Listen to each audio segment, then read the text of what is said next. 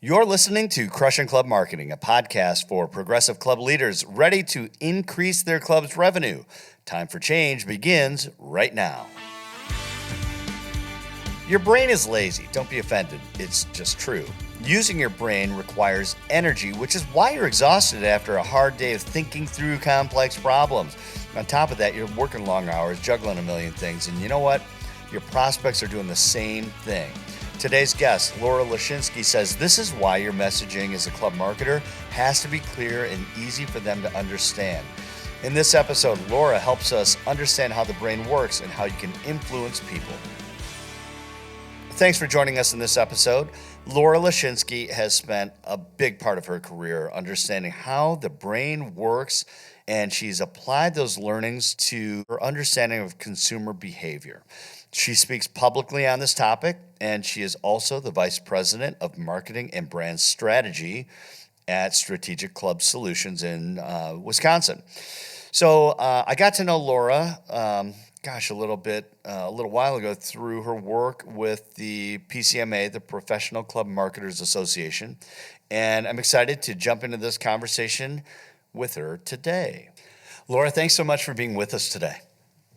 I'm glad to be here. Thank you. I had read your article in the PCMA online version of their magazine, and the area that you're into within golf marketing or club marketing, I should say, is so cool. But before we get into all that, will you just share with our listeners a little bit about you and where you came from and how you got to this point in your career? Absolutely.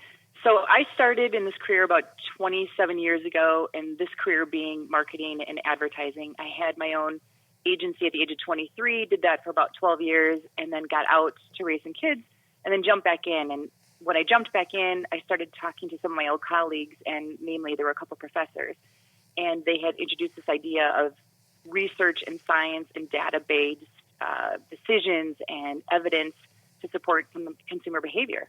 And so as I thought I was going toe in, but I ended up jumping straight in, right, and really got in touch with some of the big thought leaders out there, and was able to go to some shopper brain conferences and neuromarketing conferences, where I've been fortunate enough to be a part of these conferences where people from all around the world will share their insights. And so it just kind of kept fueling this passion for more and understanding more, because this neuroscience and neuromarketing specifically is evolving because the technology is evolving. Mm-hmm. So, I mean, maybe it's a great opportunity for me to just back up and explain what neuromarketing is. Yeah, let's help our listeners. Okay, let's do that. Yeah, and I mean, it seems in many ways it would be so obvious that you would care so much, because so much of marketing is really trying to understand people's needs and wants and things like that. But yeah, let's so people who aren't familiar with the idea of what neuromarketing is, how would you best explain that? Right. So I try to keep it really simple, and I try to keep it as the least heady, as I say, as possible. But it's really the science of human decision. Yep. And what it's allowing us to do is they being scientists are getting data through real-time testing, whether it be they hook up the brains with these fMRIs and they get the scans from there. They look at eye tracking and facial coding and heart rate monitors, and they'll look at your large motor skills. And so what they're doing is they're presenting evidence being an ad or an image or words, and then they're tracking. And what they're doing is they're gathering the patterns of behavior, and then based on those patterns, they're able to come out with deliverables, meaning based on this information, this is what we see consumer behavior having. So what that does is, for someone like me and for someone in the golf industry or any industry, it allows us to have a head start, as I like to say. So if back in the day, if we had to get to 10, I would start at 1. Now I look at the data and I can start at 5. Mm-hmm. And so that gets me there faster, but it also allows me to test in a more efficient way. So can we just drill into that a little bit? Because I think, Sure. When you talk about, 1 and 5 to 10, how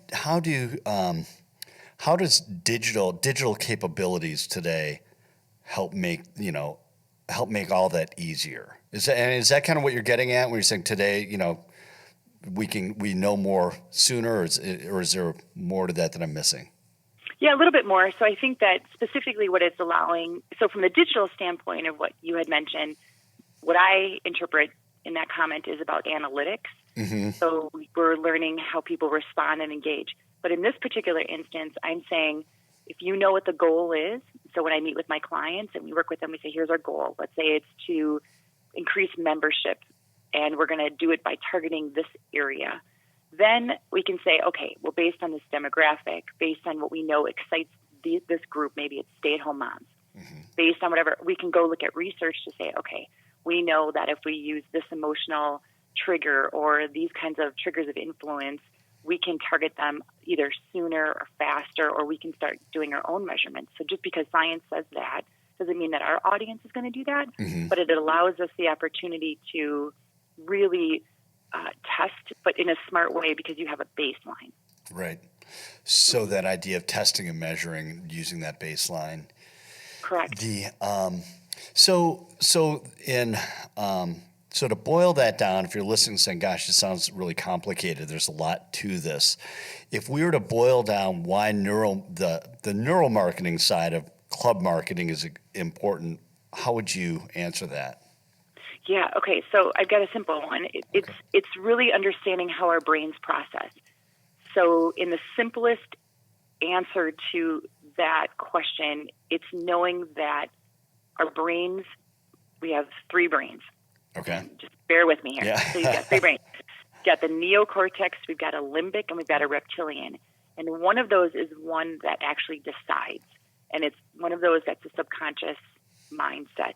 And so when you know which one is making the decisions, then you can speak to that. So for example, the science says right now that there's 3,000 commercial messages pulling at whether it's your prospects or your members. So if you can get a smarter approach to this, and you can understand that if you are offering a potential member 5 or 6 membership categories to choose from, that's going to overwhelm them. Because why? The brain doesn't want to work. It's busy keeping you alive. It's busy keeping your heart rate going. It's busy keeping your temperature under control. You know, it's the brain that is always on. For example, if you put your hand on something warm, you don't have to process and go, okay, my hand feels warm. Wow, that's starting to hurt a lot. No, that brain just immediately throws your hand off of that scenario. Right. So that brain is constantly working. So if you know that you've got this brain power that is already busy in text, then you can communicate differently. You can do your membership collateral differently. You can engage with your customers or your members differently based on that. So that's the starting point of just basic understanding that the brain doesn't want to work. So keep things simple. And then there's another part to this, but we'll get into that. And then knowing that it's really about them, not you being me, the club owner or manager. Right. So in them, it's really about presenting information for the person who's reading and considering rather than what you want to tell them. Correct. Right. Correct. And even if it's not, it goes with your current member base as well. So this really, neuromarketing, I think, on the club side, it helps with attraction and retention. Yeah. Has this always, I mean, we obviously, we've been around for a long time as a species.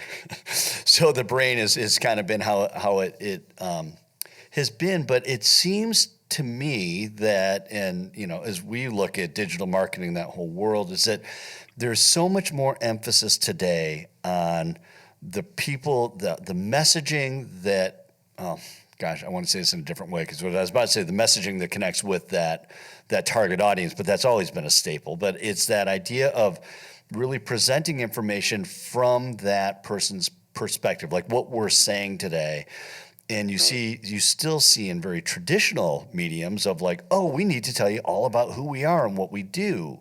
And yet what you're saying from how we as consumers make decisions, we need to rethink how we're presenting our messaging as clubs. Is that right? 100%. 100%. And I don't know that anything has evolved in us as a species as much as I think people are just becoming aware of it. So you've got all these social scientists and consumer behavior specialists that are watching this and they're measuring this. And because they have the technology, they're able to track. But I think if you really think about it, there's some really smart people out there that will say things as simple as, do you ever engage with a conversation? So let's say I'm a club manager and I I meet a potential new member making small talk, and all of a sudden the member out of courtesy, so I'm the club manager, and I say to you, Ed, I said, oh, Ed, nice to meet you. Where are you from? And then you would say, I'm from Minnesota, let's say. And then all of a sudden, out of courtesy, that member would say, and where are you from, Laura? And if I go on and on and on and on, there's a switch that kind of happens. Right. And it's because there's an overload, and it's a real neurological response.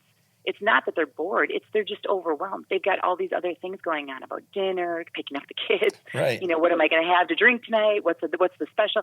So there's this overall understanding. It's this really strange kind of tribal mentality that we need to adapt to. I mean, just simplify. It's what's in it for them. If you're on the serving side, the service side, or the side that's trying to sell, and I sell in air quotes, it's most important because the conversation is about them, and it's supposed to entice them, and it's supposed to be exciting for them and about them. So that's one of the neuromarketing triggers that would help in understanding. Is not about, there's a time and a place to say we have this as a part of our facility, and yes, I'm going to take care of you, but that's about it until the next layer gets peeled. Right. So why is it, though, then, that, and this might be a totally different part of the brain, but if you go to the Dale Carnegie type of thinking, which is, why is it, though, that people can talk for if you're the club manager and I'm the prospective member, and you ask me a bunch of questions, I can sit there and I can talk about me all day. Right. Because you're interesting to you. That's why everybody is a celebrity. Right, exactly. I think. So is the comment or question geared towards why is it okay for the other person to talk about themselves? Yeah, I guess that's because it's like, I guess when you're listening, when people talk, as we like to say, they talk at you, I think sometimes it is you get bored. And also that's like, oh my gosh, I can't keep track of all this information. And like you say, your brain is working so hard to process eventually. Like, I'm not working that hard for this, Yeah, it's done. I mean, if you even think about if a club manager or even, anyone who does business, have you ever gone into a meeting and maybe it was a 1 hour meeting and it was a power meeting or it was a board meeting and you come out and you're physically just tired? Oh, yeah. So by all accounts, it doesn't make sense, right? There's no aerobic activity that was exercised, but your brain was working, so it's tired. Right. I mean, it's tired. So there is a real truth to that. You are physically tired because that brain has been running. So those days that you really feel like, this happens too, right? where you feel like you've been using your brain all day to think through situations, and that's probably why stress is so difficult for people. It's so exhausting for people because your brain is so active as well. Right. So let's put this to I think we've talked around this a little bit more, but what are some things that club managers, GMs, or even people who have sales and marketing responsibilities, and I know some clubs are a little bit more warm to using the term marketing than others, and sales. But how can they take some of this information and actually start putting that to work for them in how they, let's just use two things, maybe how they try to increase their membership, and maybe we talk about that first, then afterwards talk a little bit about how they can engage their current members more, using ideas and principles of neuromarketing and just thinking through that as they apply their messaging to their prospects and members. Sure. No, great question. So when I give my presentations, I start with some of the tactical items. So I think number one would be a website. If that, that website is working for the club, whether they want it to or not. And I say that because some clubs have a wait list and they feel that they don't have to do any kind of outside external marketing or branding. So at the very beginning, I would look at a website. We have this assessment that we send out. It's just a quick kind of checklist to grade on certain areas. But I would look through just even the homepage, and I would look at the images and the copy and the layout. I would start tactically just right there. Mm-hmm. And so if someone lands on the club's website and there's not a photo of a person and it's a photo of a building, that's a challenge because people are looking at it very quickly. They want to assess because the brain doesn't want to work. Mm-hmm. They want to look at it and say, would I fit in here? Do I belong here? Right.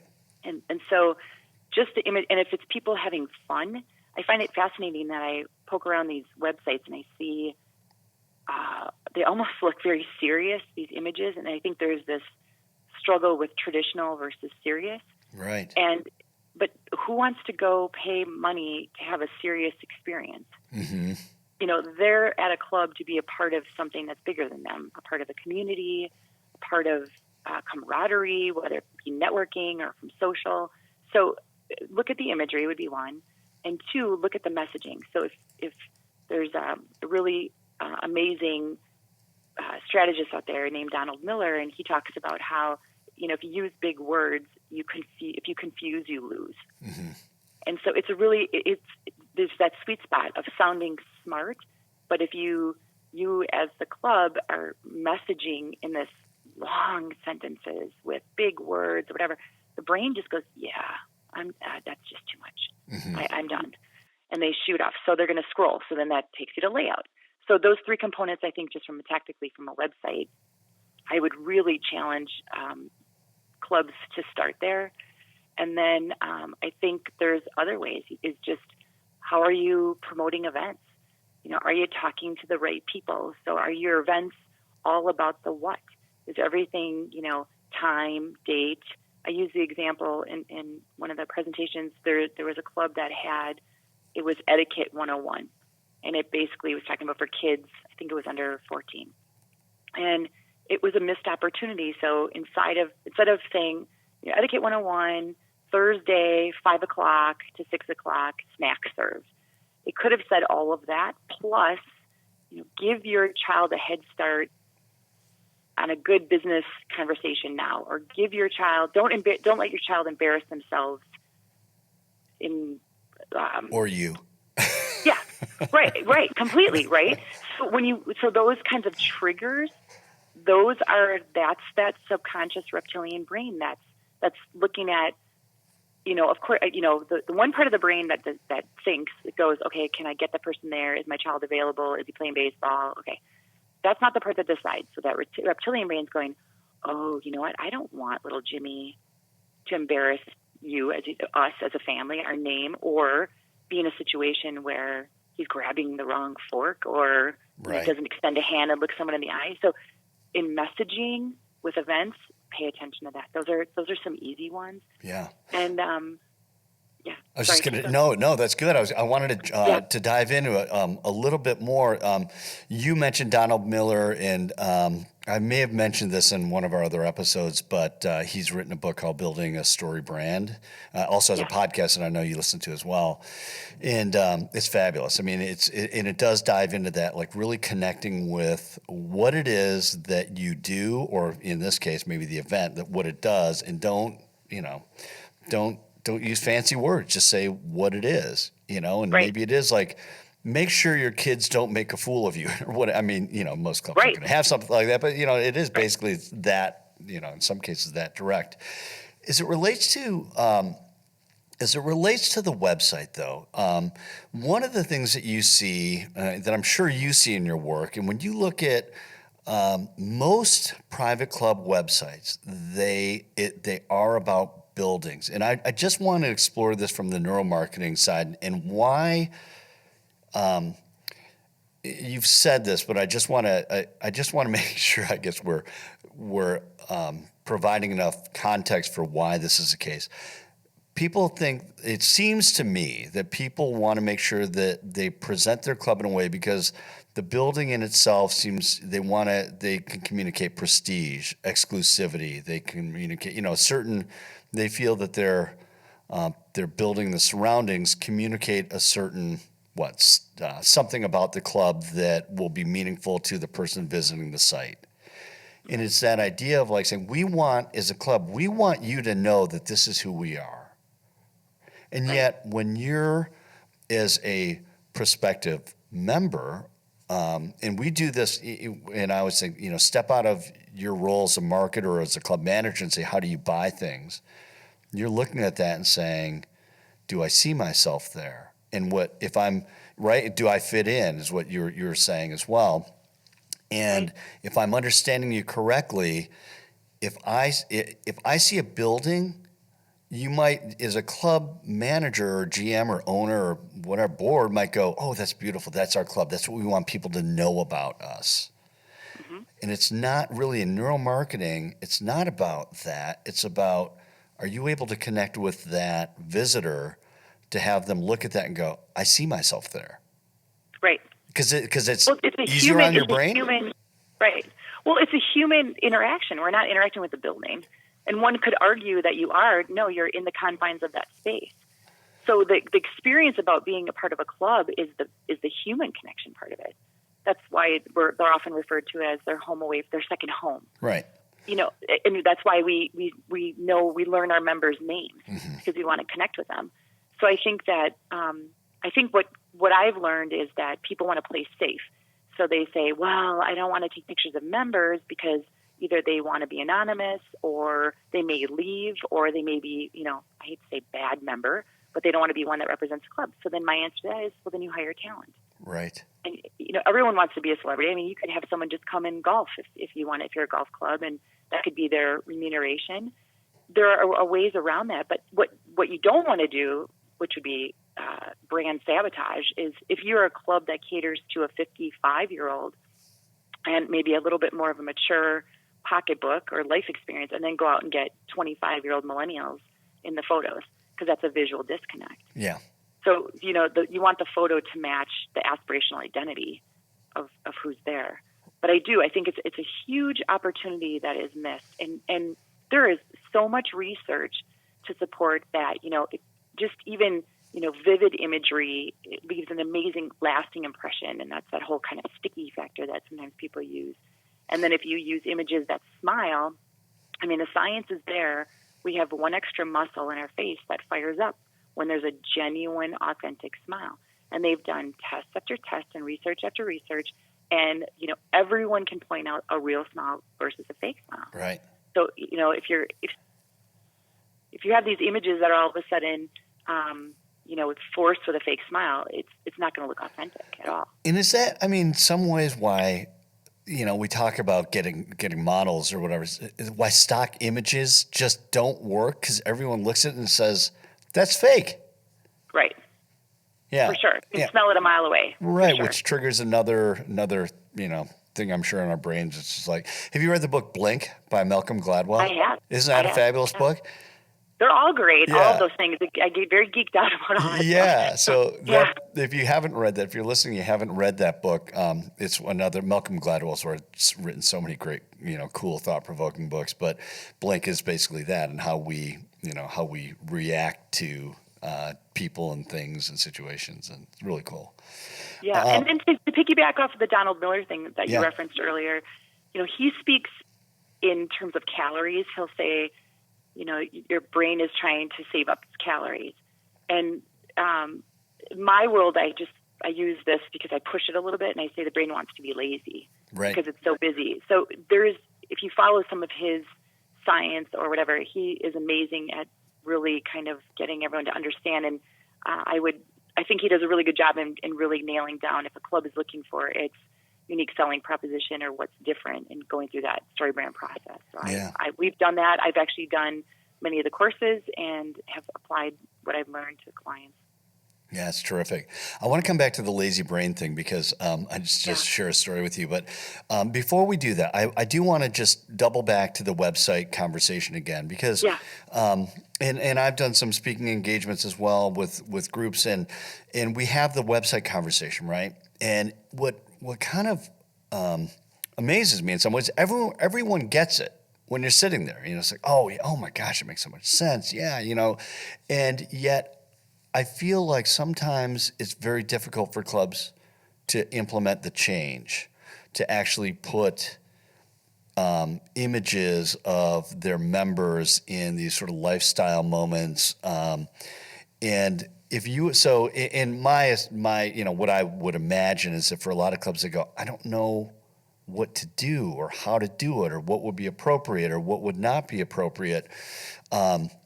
I think of like candid photography and candid images, like, a lot of people have done with their wedding photos and things like that, not the stage stuff. But what advice would you give to a general manager who listens to you and is like, yes, I totally get it. And then they go back to their club and they're like, I don't know what to do next.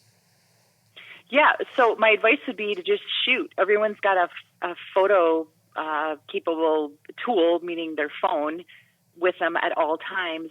Shoot. And if in the old days it was film and it cost money. Now you can shoot 50 photos, and if you get one, I had 3 years of photography in college, and my professor used to say, if you get one good shot out of a roll of 24, that was a success. Mm-hmm. So you're looking for these images. What you don't want to do is have just you don't want to be in the dark area and the flash fire is hot and people are standing staring right at the camera. Yeah. If I'm a GM or if I'm instructing my marketing people, walk, shoot high, shoot low, walk around them. So you're trying to look for that authentic image. That's what you're really looking for at the end of the day. And one that tells a story, right? So it tells a story of someone. If the initiative is a social, it's telling a story that it's fun, and you're also trying to show, if you can, have people in the background. And that's that social proofing, which I think we'll maybe talk about in a little bit, but that's a neurological trigger that does help influence decisions. So I will parking lot that for another time. But I do want to... No, social proofing is really good. That'll be our next one, yeah. Yeah, I do want to, just before I'd be remiss if I don't talk about this. So in regards to the website and imagery, I think video is a conversation. So not only images, but the use of video as often as possible. Now, there's research out there to support that says, users spend about 88% more time on a website that has a video. And in my world, I break that down really simply, and I say because it's easier to process. Right. So if I'm watching a video, I don't have to think. It's telling me a story, and it's engaging my senses. So if you look at the hierarchy of what's easy, because our brains are lazy, it would be video, image, and then words. So if you have a word-heavy site, that's a lot of work. Right. Now, I'm not suggesting don't use words. There's a power in words also. But if you can use a little bit of video, and I'm not talking 3 minutes, we're talking 10 seconds, 15 seconds. So what you're doing is you're putting the viewer, in that scenario, and they can process the story faster. Right. So let's all right. We've got it. Boy, this is. I feel like we could go for hours with this. And I want to talk a little bit about social proof, and let's talk a little bit more about storytelling. But before we do that, let's just talk, because you've said this several times now about your brain being lazy.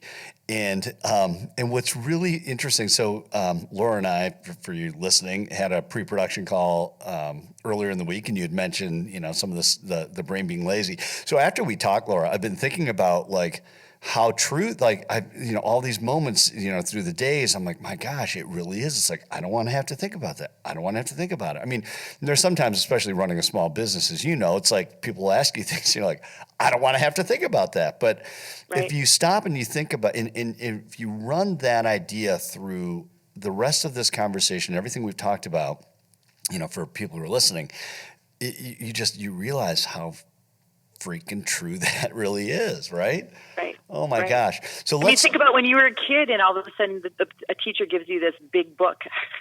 And you just look at the big book and you go, oh no. Yeah. Why? Because it's a lot of work. You think it's kind of funny. It's like all of a sudden the idea of picture books, it's not such a bad idea. Yeah, well, look at recipe books. Look at recipe books. So back in the day when we actually used books for, to find a recipe, what were the ones that most made? The ones that had the photos next to them. Yeah, it's really. You don't have to think. You don't have to think. You know what you either A, know what it's going to look like, and B, you know what it's supposed to look like. Yeah. So totally. That's easy to process. So let's just kind of close the loop on the website, the whole discussion really quickly. So just what I hear you saying is just start taking photos and start getting in the practice of that, and then maybe looking at your pages and saying what would be the right image for, like, one website I saw was Club Life. Click on Club Life. You go there and it's got a patio set. So what would be a better image for Club Life? Start taking pictures and then and maybe even playing around with that. Right. And to those listening, I would charge you with this assignment. Take a picture of a beautifully set table, perhaps for a wedding or a higher end event, and then take the same angle with people in it. Right. And then look at it yourself and say, okay, which one tells the story? Yeah. Because it's not, I think once people become aware and they can step back a little bit, I think that's a big one. Yeah. All right, so let's move to storytelling, and Yeah. and that is something that we're passionate about here as well. But there's so much that happens within your brain when we hear or we read or we see really compelling stories. Yeah. How does that work in your brain, and why are stories so Okay. important? So to keep it simple, there are these things in our brain called mirror neurons. And what they allow us to do is they allow us to fire up all the senses. So what that means is if you're telling a story, my brain can actually start to process what it would smell like, what it would taste like, what it would feel like. And when more of those senses are fired up and they're engaged, the stickier the story, meaning we can remember it better. It can go over to, from short term to long term. It's able to be recalled so much easier. So if I'm a GM and I'm sitting there and I go, yeah, this is a great event space for a wedding. We have some baby showers here. Or if I'm the GM or event coordinator saying, oh, we just had this amazing event. There were 250 people there. The bride wore, pick something, some dress, and they had these amazing lilies as centerpieces. Now, all of a sudden, it starts to come together. Now the story starts to piece together, and then the brain gets excited and it gets engaged. And, there's this, they talk about, we talked a little bit about it before about this tribal thing, but story is the universal human language. So, and then on top of that, every story is about some sort of transformation.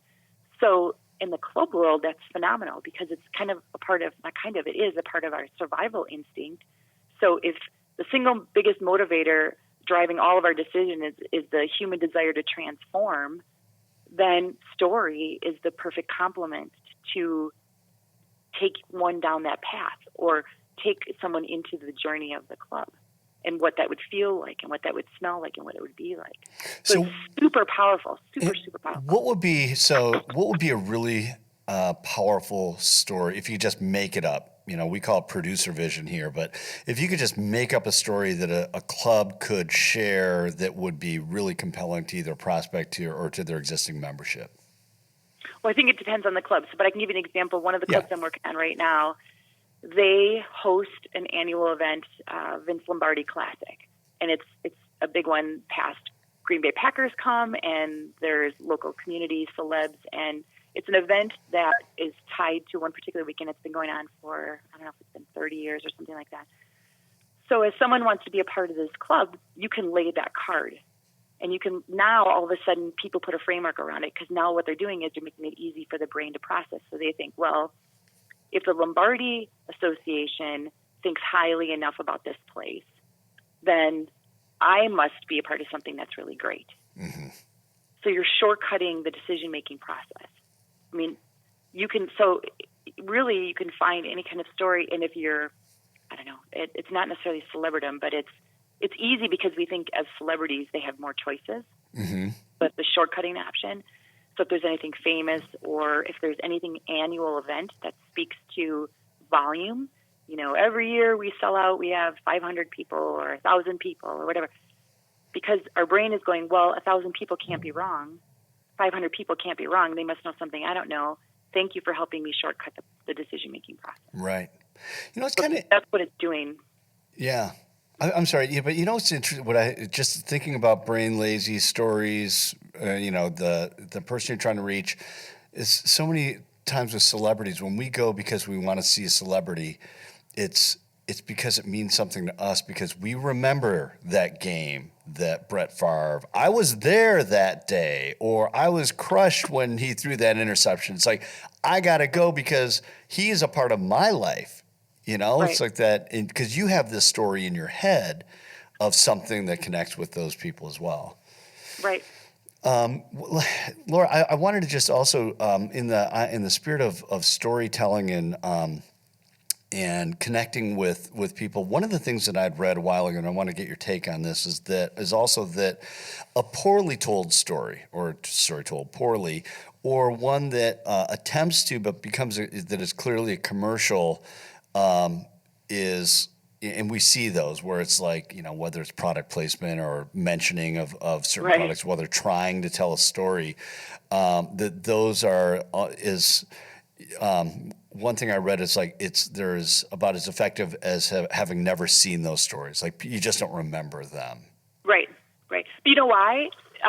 Because it's not authentic. It's not genuine. And the minute, so this is, now mind you, I'm not a scientist. So this is just from a collection of, I'm a thinker and I ask a ton of questions. Right. But as soon as you feel sold, as soon as anyone feels sold, brain turns off. Right. Done. So if you've got product placement, and I always used to laugh at when what was it? What's it called? It with Ryan Seacrest and Simon Cowell. Yeah, when that America's Got. Yeah. Okay, so how they would have the cups. Right. Placed. Yeah, the Coke cups. So Pepsi and Coke when they switched over brands. It was insulting to me in a way. It's like, oh, come on, can't you really have to have them all facing the way that you all contracted for? Yeah. But I think, so you're feeling sold, and when people feel sold, it loses its authenticity. And we're not, as humans, we're not going to go to where we feel like someone's influenced our behavior to be in the company's best interest. Right. And to the credit of if it's clubs. in my best interest, yeah. Yeah, I was going to say, the credit to clubs, and I'm sure your clients and people you work with as well. It's like, I think clubs are probably on that other side of not selling, and we get that. But selling can come through in different ways that we don't even realize that we're doing it or we're pushing. And people can misunderstand. So this does happen sometimes, and not just in the private club industry, but in other businesses too. They go, oh, yeah, I love the idea of stories. That's great. We have a great story of value that we should be pushing. You're like, it's not really that story. It looks a little bit different, right? But if you could weave it in and say something like, our members are able to be members here and still do this sort of lifestyle, so you're inferring that it doesn't break the bank or that it's one siloed investment. Yeah. So there's ways to craft those messages without being so direct. For sure. I know it seems like a contradiction to what we started out with keeping messaging simple, but I think if you understand human behavior and lazy brains, then that helps. Right. Well, and I mean, this is really, that's why referrals work. Mm-hmm. So, if you're a private club and you're beholden to the 501c7 status, you don't have to sell, but you can use member referrals. And so that's powerful because the brain doesn't have to work. So if my neighbor, Bob and June, they're a part of this club and they say this club's amazing, I don't have to think about it as much. Right. Because I know them, or I've been around them. I understand what their standards are. I see what they drive. I see what they wear. So I've already got a story that's a part of them. And so if they go and they turn around and recommend, my brain doesn't have to process. Right. I go, great. I mean, that's really why referrals work. It's about trust. It's that trusting, and then it's shortcutting. So you set up your own segue into social proof. So for did. people who aren't familiar with that term and how it actually works, how would you describe social proof today? Given how dynamic the world is and how we get information as it relates to private clubs. Well, social proof. What I try to explain is I explain social proof with an example. So social proof is what happens when other people, quantity of people have done something or has said something, so it makes the brain move faster. So, for example, if you are in another town that you've never been in before and you want to go out to dinner and you drive down the street and you see one restaurant has 25 cars and the other one has 2, which one are you going to go to? So people will say, of course, the 25. But if you think about it, there's no reason other than this fundamental principle that, our decisions and our understandings are shaped by the behaviors of other people around us. So if we see other people taking action, then we're going to do it too because we don't have to think about it. Mm-hmm. Because we're thinking, okay, those 25 people must know, maybe they know something that we don't know. Right. So it's that shortcutting. So from a social proof standpoint, I mean, this is the amazing opportunity to say things like, if you're on your menu, chef favorite or member special, or this event sells out. So, or must come, favorite event of the year or favorite event for women. I mean, you don't want to single out one. You strategically want to have many favorites, but in different pockets. So maybe it's the mom-daughter favorite, or maybe it's the family favorite, or maybe it's the men's favorite. So you're shortcutting that opportunity. You're shortcutting any of the decision making. Right. Because if somebody tells you, you have to go to this event, it's fantastic. You're already up to your game going, well, all right, now let's think about that. I'll have that. Right. So internal communication is really something for people, whether you're in the F&B side or whatever. I mean, to really pay attention to language and how you position that. How do you, in this day and age, and not every, there are a lot of private clubs that are on social media and some that aren't. And a lot of times in all business today, there's especially customer, public facing, B2C type businesses where consumers can comment on the organization. What are your thoughts around social proof as it relates to clubs and social media? Because it can be so powerful, but it can also be really scary for a lot of clubs that are afraid of putting themselves out there in that way, that people might say things that are not flattering. Well, I think what I heard you say is, so I think I just want to make sure I'm understanding. I think if you're putting things out to the universe about your club, it doesn't have to be as focused as social proof. I'd back it all the way out and say, who's your brand, what's your brand, and what are you trying to say? Because if you're an exclusive club, you're not really going to be out in social. For sure. Where it's public. So that has to be monitored on the front end. And then I think what you want to do is be mindful of things like, let's say one of my clubs, they have a cigar night and it's all men, but there's 3 men in there whose wives don't necessarily know they smoke cigars. So we have to be very mindful of posting on social media. Right. So I think that, just showing. Laura, can I get that picture from you? I need to scrub that. Exactly. So all of a sudden there's a camel in a photo. Where did that guy come from? So I think that social proof needs to be used strategically. All of these things need to be really strategic. I think, what we're really saying, if you're listening, is watch the intention behind this stuff. And there's science behind these maneuvers. So if you're posting a member mixer and it shows a lot of people as a potential member, I'm thinking, that's cool. At my first member mixer, I get to meet a lot of people because I don't really know a lot of people. So this is great. But if your same photo has 3 people in the front and it's completely barren behind it, that's sending a really powerful message of maybe this isn't something I should go to and attend. Yeah. So just has to be very mindful, I think, of that. And as far as digitally and on social, that's just another animal. And I really think it goes to your brand. And if you are one that needs to acquire more members, the more fun, the more use, the more activity with more people, more stories. That would be a smart strategy. Yeah. Yeah. The more stories you can share because it is as Facebook users know, it can be a very self-serving place to post things on Instagram. And it's also can be a very dynamic way to share stories and kind of to what we were saying earlier, present information and stories in a way that connect with people, to have them again say, I could see myself there. I think I would belong there potentially too. So right. And I think if you want to look at social proofing from a digital standpoint, I would say your own use. If you go on YouTube, and there's a reason why if something has got 12 million hits, it's going to have 14 pretty soon million, because you would scan and you say, okay, this person only looked at it 300 times. Maybe this person saw it 5,000 times. This one saw it 1 million times. Well, for sure, I'm going to click on the million. Yeah, right. That's absolutely. Another great example of social proofing. So if you have a very active social, digital media and social, you get as many people as you can to like, not necessarily comment, but you're building this awareness. And not that you want things to go viral, but it's making a statement about how many people are seeing it or how many people it's fun and comments. But if you look at it, literally viral, something goes viral because of social proof. Right. Yeah. You got to see this. You got to see this. Got to see this. Right. Yeah. Exactly. 125,000. I'm going to look at this too. Okay. Yeah.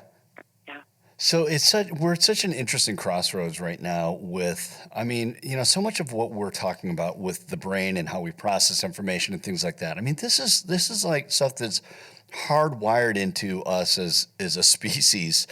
And yet, the world is moving so fast digitally, and what we can, and how we communicate and being able to adjust messaging and presentation of messaging on the fly.